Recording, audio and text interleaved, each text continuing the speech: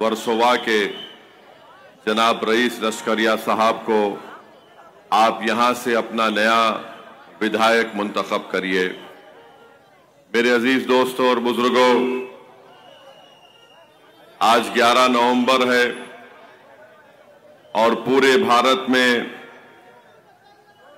बहुत सी रियासतों में, प्रदेशों में, क्योंकि 11 नवंबर के दिन मौलाना अबुल कलाम आज़ाद की पैदाइश का दिन है, जो हमारे मुल्क के पहले एजुकेशन मिनिस्टर या तालीम के मंत्री थे।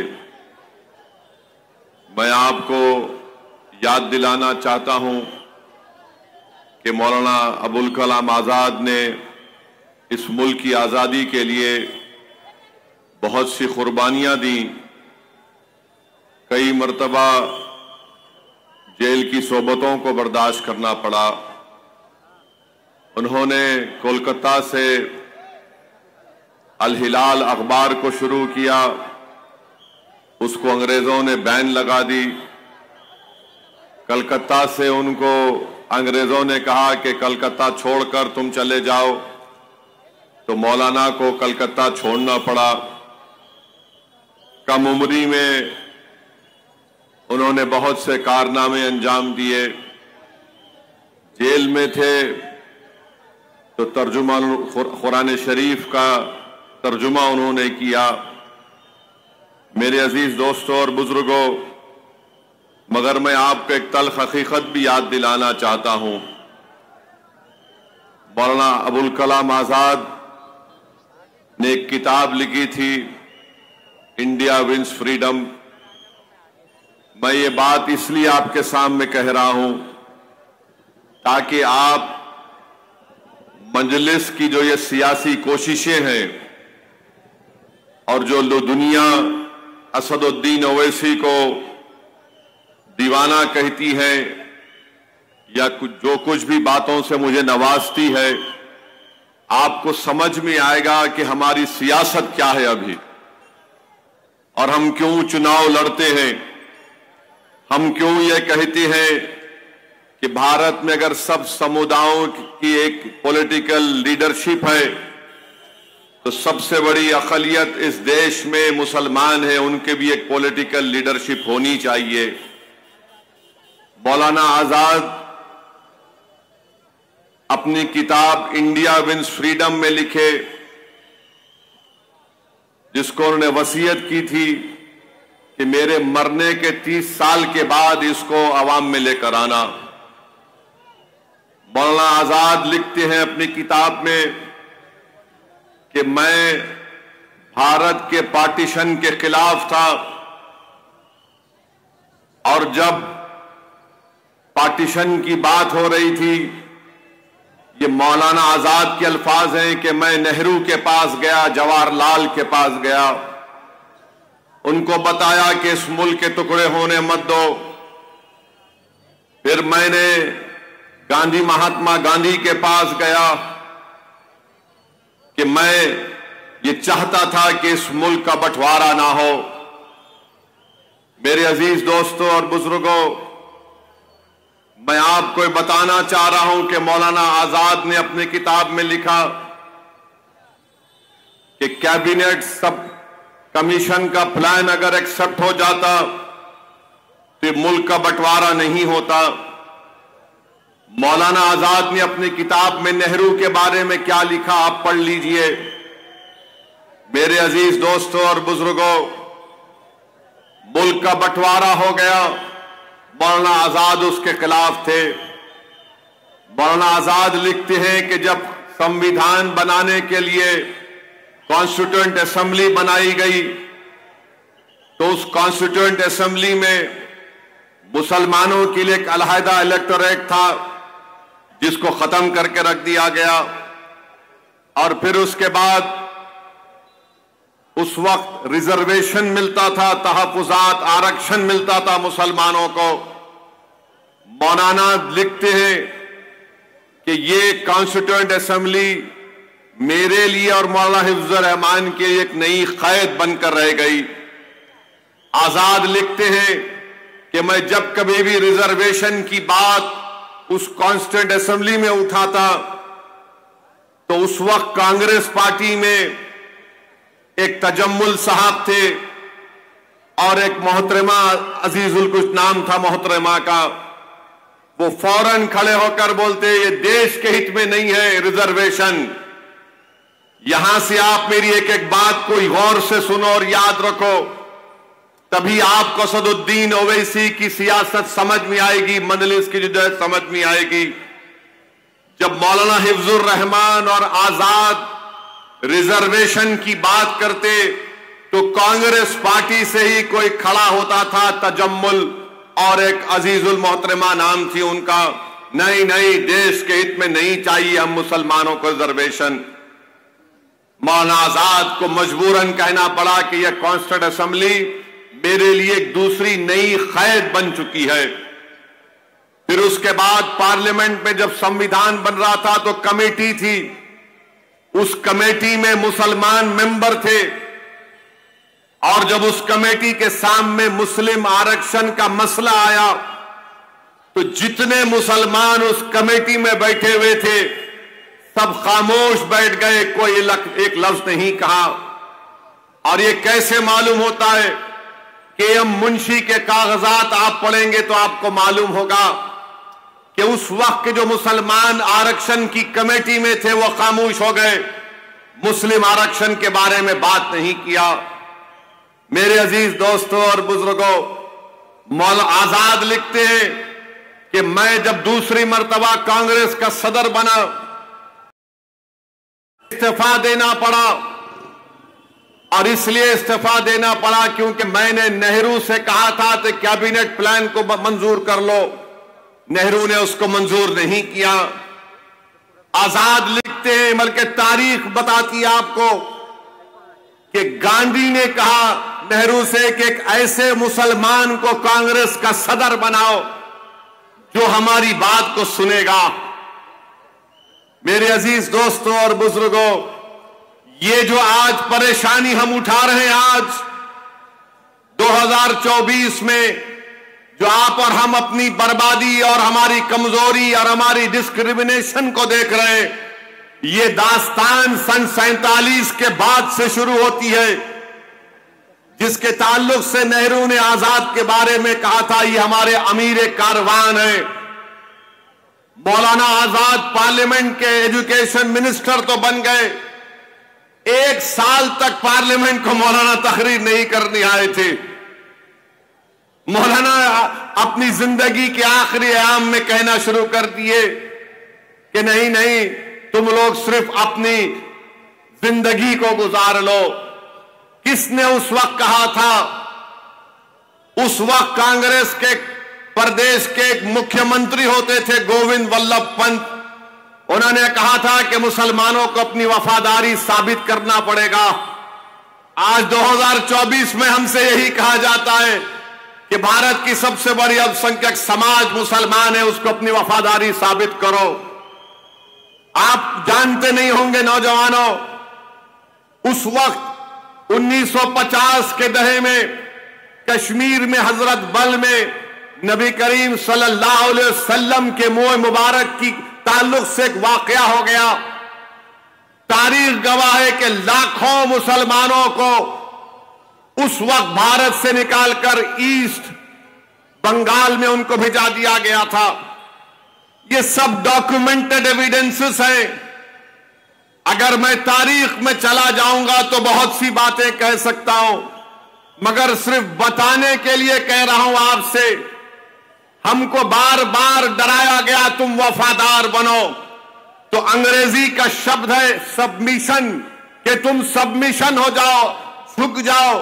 ओवैसी कहता है कि एजेंसी चाहिए हमको, सबमिशन नहीं चाहिए। और एजेंसी का मतलब यह है कि हमारी लीडरशिप बने। जब हर समाज की लीडरशिप है, अब महाराष्ट्र में हर समाज का लीडर है, उठाकर देख लो आप। बैकवर्ड क्लास का है, उसका दंगरों का नेता है, माली समाज का नेता है। दलितों में आप देख लो, उनमें भी है, उनका नेता है।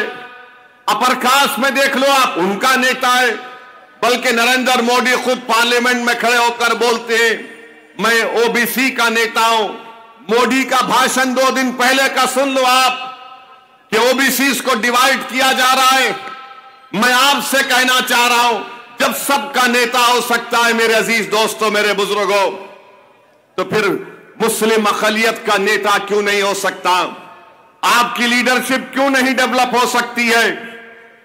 ये चुनाव इस बात को बताएगा कि क्या आप में इतना सियासी शऊर है या नहीं है। आजाद तो 47 में लिख दिए, मैं इस मुल्क के बंटवारे के खिलाफ था। ना नेहरू ने मेरी बात सुनी, ना गांधी ने मेरी बात सुनी। आजाद उस वक्त पार्लियामेंट में पुकार रहे थे कि रिजर्वेशन दो मुसलमानों को, तो उन्हीं की पार्टी से चंद मुसलमानों को खड़ा करके उनको गाली दी जाती थी, जिसमें तजम्मुल नाम का एक शख्स भी था।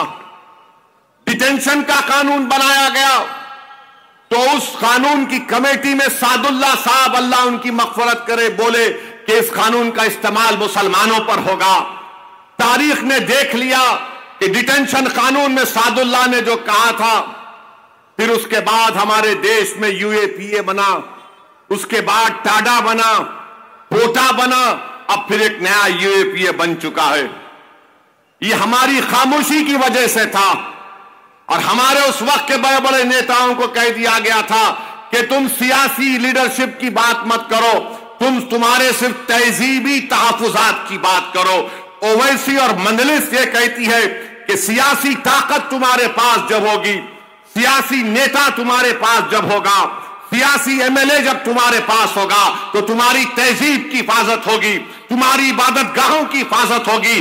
बगैर सियासी लीडरशिप के ना तुम्हारी तहजीब की हिफाजत होगी, ना तुम्हारी जबान की हिफाजत होगी, ना तुम्हारी जान की हिफाजत होगी। इसीलिए हम मंजलिस से कहती है कि लीडरशिप बनाओ। और कोई कहेगा कि नहीं वो हारून है, अरे वो हारून कह का हारून है, वो अपनी पार्टी में वो रबर स्टैंप बन के रहेगा वहां पर। आपके लिए कोई लड़ने वाले की जरूरत है। उस वक्त आजाद को चुप कर दिया जाता था।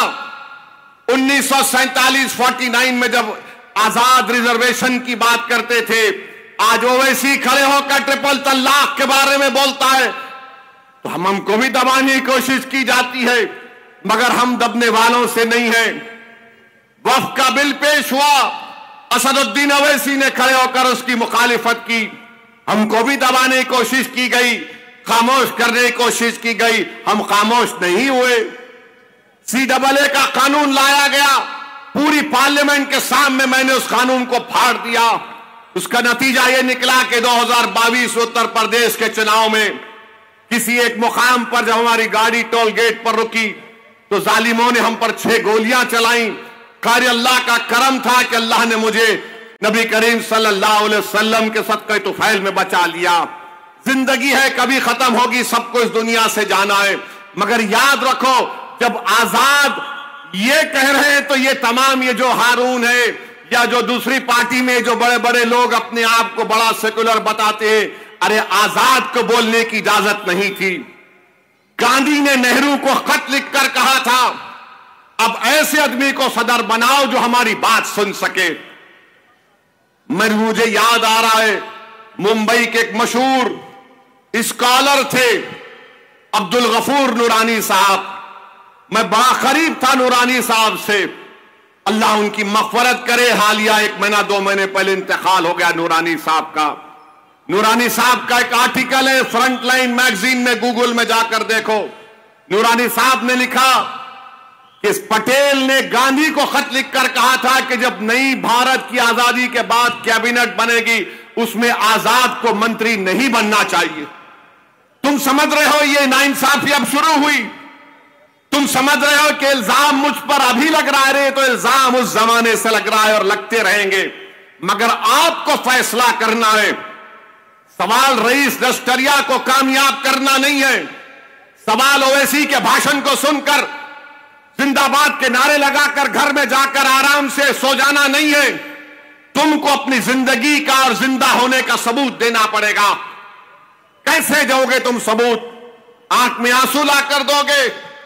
या जिंदाबाद के नारे लगा कर दोगे, या अल्लाह अकबर कहकर तुम बता दो कि हम बड़े बहादुर नहीं। तुम्हारी बहादुरी यह है कि आप मुत्तहदा तौर पर अपने वोट का इस्तेमाल करिए। यह मुंबई की तारीखी सरजमीन है, अपने नुमाइंदे को आप कामयाब कर सकते हैं। यहां से रईस लश्करिया को मेरी आपसे यही गुजारिश है कि अपने एक एक वोट का सही इस्तेमाल करिए। पार्लियामेंट का चुनाव था, मैं नहीं आया तुम्हारे दरमियान। हम नहीं चाहते थे कि दोबारा मोदी प्रधानमंत्री बने। ठीक है, भारत की जनता का फैसला है, जमहूरियत है, उसका हम एहतराम करते हैं। हमारी मर्जी के मुताबिक फैसला आया, मगर अब तो ये विधानसभा का चुनाव है, आमदार का चुनाव है।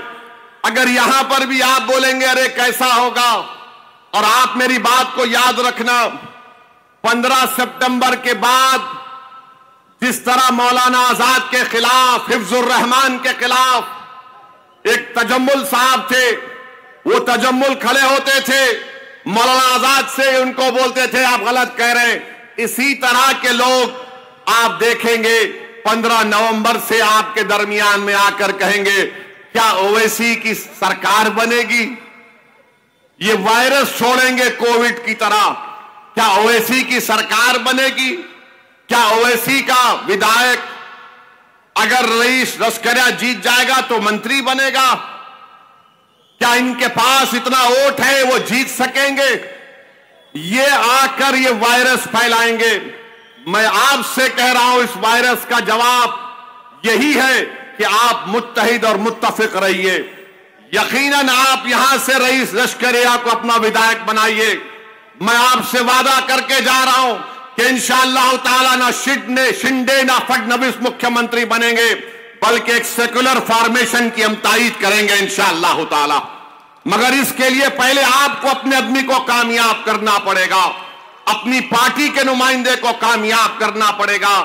मेरे भाई, हमारा हाल तो ऐसा है, भारत की राजनीति में मुस्लिम अक़लियत का हाल मैं कह रहा हूं, सुन लो आप। शायद आपको बड़ी तकलीफ हो, मुझ पर गुस्सा आ जाए, मगर सच्चाई तुम्हारे सामने बयान कर रहा हूं। हमारा हाल एक शादी की बारात में बैंड बाजे की बारात की तरह है कि दूल्हा निकलता है घोड़े पे ऊपर बैठकर और हम बैंड बाजा बजाते हैं दूल्हे के नाम पर, और बैंड बाजे में कोई बाजा बजता है कि बहाओ फूल बरसाओ मेरा महबूब आया है।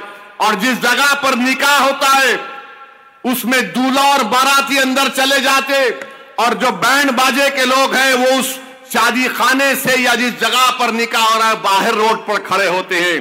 हम 70 साल से यही कर रहे हैं, दूसरों का बाजा बजा रहे हैं, दूसरों के लिए नाच रहे हैं। मगर जब हमको बताया जाता है कि देखो तुम्हारे पास तुम्हारे घर नहीं है, तुम्हारा बच्चा जेल में है, तुमको इंसाफ नहीं मिल रहा है, तुम्हारे इलाके में पीने का पानी नहीं है, अस्पताल नहीं है, तो क्या बोलेंगे आप? नहीं नहीं, हमने वोट डाल दिया। अरे किसको डाला तुमने वोट? अगर 70-75 साल पहले आजाद से इस तरह का सलूक किया गया था, वो कुछ नहीं कर सके इन जालिमों के सामने। ये तमाम एक ही हैं। इसीलिए तो मुझे गुस्सा आता है जब मैं पढ़ता हूं, देखता हूं हालात को, तो क्या कहूं आपसे। यहां पे रईस लश्करिया का हमने ऐलान किया तो आपने अपने हारून को उतार दिया। बताइए आप, ये अलाउद्दीन के चिराग से हारून कहां से निकला जिन बन के? हमने तो पहले ऐलान कर दिया था। मगर मकसद क्या है कि मौजूदा विधायक बीजेपी की है वो कामयाब हो जाए। मगर मैं वर्सोवा की तमाम वोटर से अपील कर रहा हूं कि आपने 2 मर्तबा यहां से बीजेपी को कामयाब किया। यहां पर पीने के पानी का एक बहुत बड़ा मसला है, गवर्नमेंट का स्कूल नहीं है, म्युनिसिपैलिटी का अस्पताल नहीं है। इसीलिए हम आपसे अपील कर रहे हैं कि आप अपना एक एक वोट यहां से रईस लश्करिया साहब को देकर कामयाब करें। अब ये बीजेपी, आज आप देख रहे हैं कि बीजेपी है, शिंदे है, कांग्रेस है, शरद पवार है, ये ऐसे ऐसे वादे कर रहे हैं कि गरीबों को बता रहे हैं कि हम अब आसमान से तारे तोड़कर लाके दे देंगे, तुम्हारे कदमों में रख देंगे। आज इंडियन एक्सप्रेस अखबार में एक आर्टिकल छपा जिसमें कैग की रिपोर्ट में कहा गया कि ये जो भी सरकार बनेगी उसको 5 साल के अंदर करीब 60 या 70 हजार करोड़ रुपए कर्जे के अदा करना पड़ेगा। हर साल महाराष्ट्र में कर्जे का इंटरेस्ट 57,000 करोड़ है। माने ये क्या है मामला, बताइए आप। यानी पूरे महाराष्ट्र के गरीबों को आप मखरूज बना रहे हैं और बोल रहे हैं ये करे वो करे। खैर, मेरा आपसे एक ही बोलना है, सिंधे बोलते कि हम लाडली बहना में 1500 रुपये डाले, बहुत अच्छा करे। ये अपने जेब से नहीं दे रहे, ये उनके परिवार का पैसा नहीं है। बीजेपी बोल रही कि हम उसको 2000 रुपये कर देंगे, ये अमित शाह का जाती पैसा नहीं है।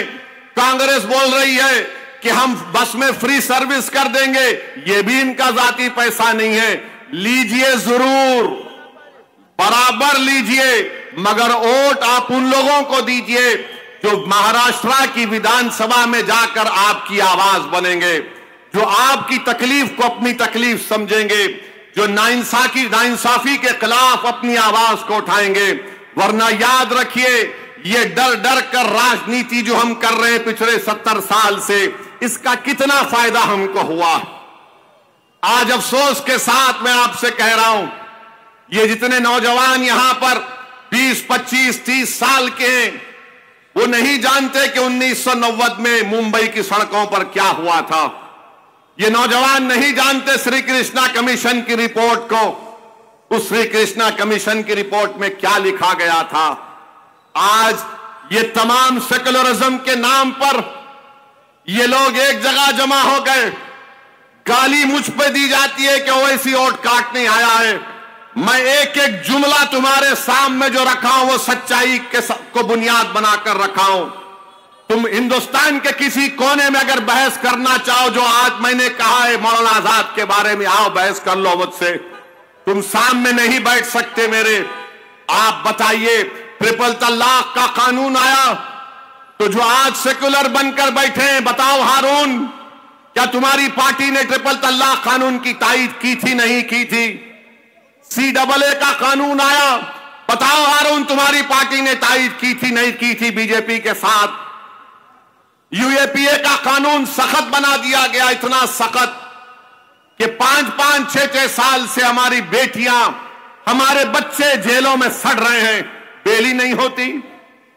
आप बताइए, वक्फ का बिल का कानून पार्लियामेंट में पेश हुआ तो हारून की पार्टी के MP पार्लियामेंट लोकसभा छोड़ के भाग गए और हमको गाली देते हैं। मेरे अजीज दोस्तों और बुजुर्गों, मैं वोट कटाने के लिए नहीं आया हूं, मैं अपना हक मनवाने के लिए आपके दरमियान में आया हूं। मैं तोड़ने के लिए नहीं आया हूं, मैं जोड़ने के लिए आया हूं। और कैसे जोड़ेंगे? जब आपको आपका हक मिलेगा। हम तो सिर्फ एक ATM की मशीन बनकर रह गए हैं। आएगा, बोलेगा डराओ इनको, ये डर जाएंगे। मैं क्या कह रहा हूं, अंग्रेजी का लफ्ज इस्तेमाल कर रहा हूं, सबमिशन नहीं, एजेंसी की जरूरत है हमको। एजेंसी क्या है? मंजलिस है। सबमिशन तो कोई भी झुक जाएगा, सरेंडर कर जाएगा, मगर क्या हासिल हो रहा आज? आज मोदी ने वक्फ का कानून लेकर आए हैं, जो बिल लाए हैं पार्लियामेंट में पेश किया गया। मैं बता रहा हूं आपको जिम्मेदारी के साथ, अगर खुदा ना खास्ता लाखों बार वो बिल कानून बनेगा तो फिर हमारी मस्जिदें छीन ली जाएंगी, दरगाहें छीन ली जाएंगी, कब्रिस्तान को खत्म कर दिया जाएगा, ईदगाहें नहीं बरकरार रहेंगी। कलेक्टर को इख्तियार दे दिया गया है कि तय करे कि कौन सी जायदाद वक्फ है या नहीं। कल जाकर कोई हाजी अली दरगाह के बारे में कहेगा कि लाओ, कमेटी से पूछा जाएगा कि हाजी अली दरगाह के कागजात कहां हैं, क्योंकि इस बिल में वक्फ बा यूजर को खत्म कर दिया जा रहा है। वो प्रपोजल है। आप बताइए, हाजी अली की दरगाह कितने 100 साल पुरानी होगी? कौन सा उनके पास डॉक्यूमेंट होगा? ठीक है, ट्रस्ट के तहत है, मगर यह मत समझो कि उस पर चैलेंज नहीं होगा। कई मसाजिद हैं, दरगाहें हैं, बल्कि ख्वाजा अजमेरी की दरगाह की गेट के ऊपर एक केस पड़ चुका है कि यहां पर कुछ और इबादत गाह थी, इसको खोद के देखा जाए। तो मेरी आपसे अपील है कि बीजेपी के बढ़ते हुए कदमों को जरूर रोकना है, मगर कौन रोकेगा? ये लोग रोकेंगे जो मिले हुए हैं, ये लोग रोकेंगे जिनको आप वोट देंगे, जो आपका सौदा करते आए पिछले 70 साल से। आपको अपनी एक अलहदा सियासी आवाज की जरूरत है। देश मजबूत होगा, लोकशाही मजबूत होगी, महाराष्ट्र की जनता बहुत ही समझदार है, वो समझदारी से निर्णय लेगी और महायुति की सरकार फिर से ये महाराष्ट्र में बनाएगी।